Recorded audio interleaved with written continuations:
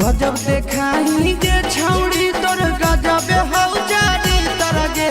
गजब देखाई गे छौड़ी तोर गजब हौ जारी तरगे पट जो कुआर पतर की कहर देव पवित्र गे पट जो कुआर पतर की कहर देव पवित्र गे तोड़ी के खूटा उड़ा हो छूटा छौड़ी तोहर तीतर गे तोड़ी के खूटा उड़ा हो छूटा छौड़ी तोहर तीतर गे पट जो कुआर पतर की कहर देव पवित्र गे पट जो कुआर पतर की कहर देव पवित्र गे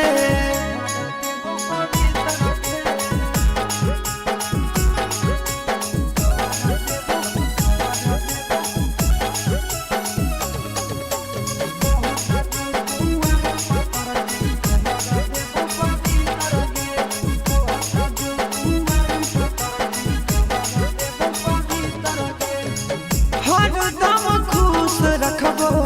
देबो नहीं दुख गे शादियों से पहले तोरा देबो सब सुख गे खुश रखबो छौड़ी हरदम कबो देबो नहीं तोरा दुख गे आगे शादियों से पहले सब देबो तोरा सुख गे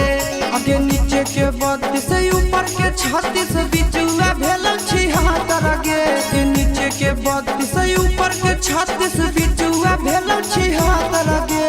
कहटा जो कुआर पतर की कहर देव पवित्र गे कहटा जो कुआर पतर की कहर देव पवित्र गे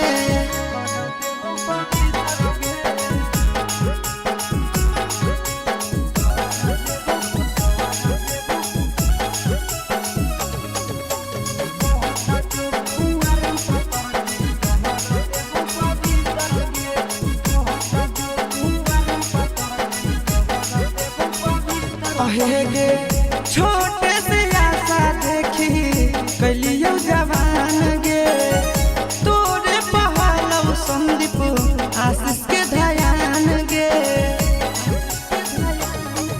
आगे छोटे से आशा देखी के तोरा कलियो जवान गे